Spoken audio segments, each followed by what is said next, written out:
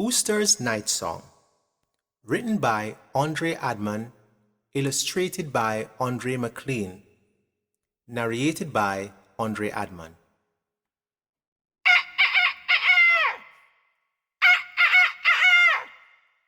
It's another beautiful morning in Brownstown, and Ooster gets up before anyone else is around. At the crack of dawn, when the clock says 6, Ooster jumps to his stage and does a silly trick. He shuffles his feathers and gives a little kick.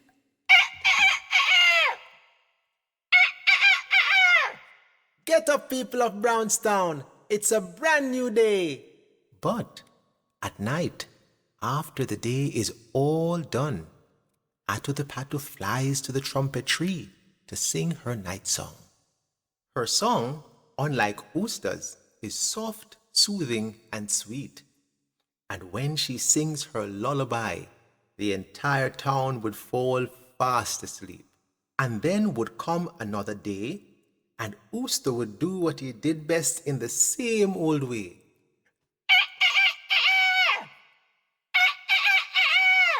He would sing, "Mr. Amen name Ooster, Ooster, Ooster, Ooster, Ooster. Mr. Amen name Ooster, Ooster, Ooster, Ooster, Ooster." The townspeople sang his praise. They spoke of his wonderful voice and his pleasant ways. "Oh, there is none like Ooster," said the mayor. "His voice is big and strong. He wakes the people of Brownstown with his morning song." Hearing all these things made Ooster very happy. But after a while the praise got to his head, and he decided that waking the town was much too easy. He now also wanted to put them to bed. One day, he decided to try a strange idea. "Miss Aatoo," Ooster said boldly, "I am going to sing the night song a little later." "No, no, no," replied Miss Aatoo. "I don't agree. The morning song is for you, and the night song for me." But Ooster was defiant and insisted he could put the town to bed. He was going to have his way no matter what Miss Aatoo said. So at 8 o'clock that night, when it was time for the night song, Ooster jumped to his stage and crowed loud and long.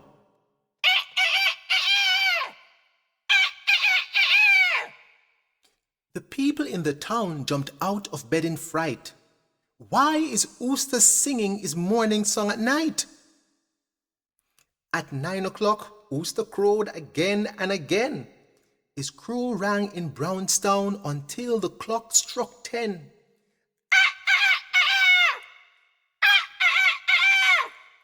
The people tossed and turned, but no sleep they could find. They asked, "Has Ooster lost his mind?" 10 o'clock, 11 o'clock, Ooster continued still. He crowed until his voice became very shrill.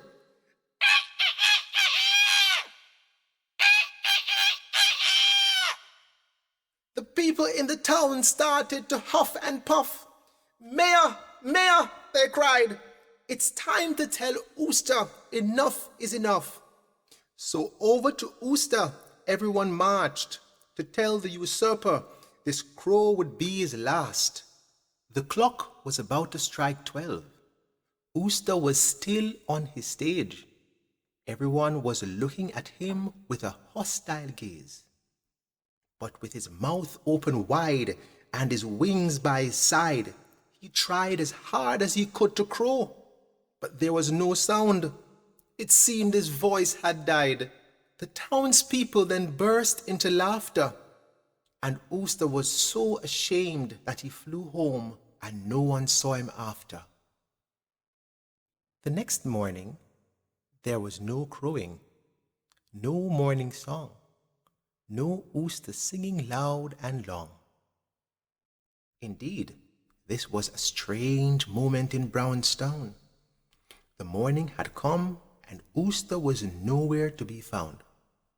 Luckily, Miss Aatoo was just getting ready for bed. She was certain she didn't hear the morning song.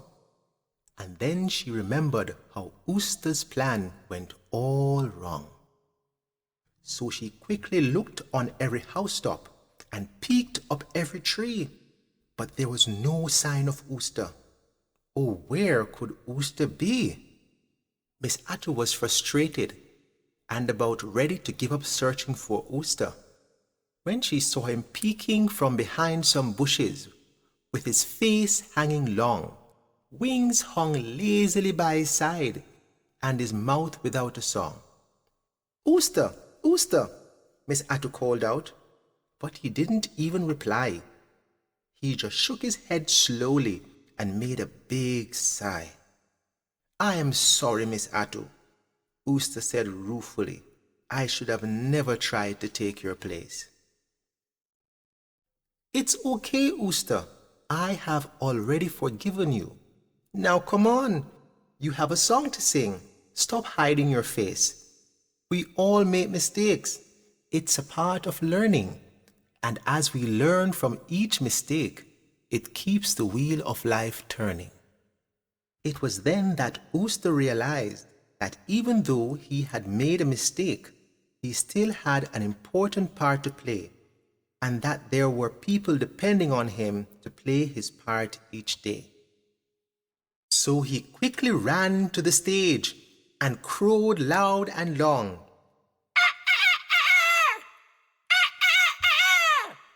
waking the people of Brownstown with his morning song. The end. Ooster's Night Song, written by Andre Adman, illustrated by Andre McLean, narrated by Andre Adman.